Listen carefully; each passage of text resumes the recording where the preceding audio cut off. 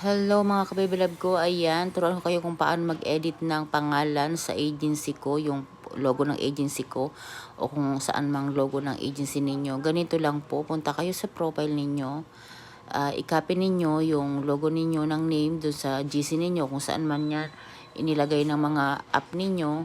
Tapos punta kayo dyan sa profile ninyo, sa pinaka-picture nyo, tapos dun sa parang pencil, scroll up mo, punta ka sa nickname, ayan, dyan mo ipipaste.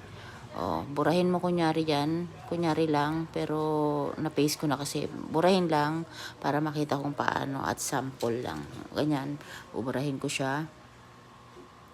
Tapos, ipipaste mo na dyan yung logo ng name ninyo. Nakopy ko na yan. Okay, paste. And then, lagyan mo ng space. Hindi pa sabihin. Lagyan mo ng space. Tapos, ilagay mo na yung pangalan na gusto mo.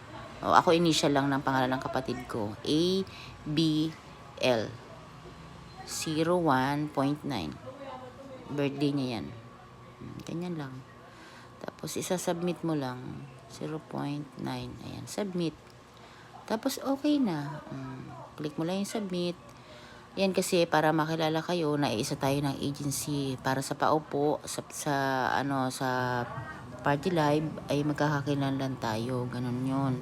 Yan ang kahalagahan ng logo at saka yung kahalagahan para makilala yung ating agency o ganun po. Sa mga gustong sumali sa akin, sala na kayo 29885757. Ayan, ganyan ko kayo aasikasuhin kung sakali guys.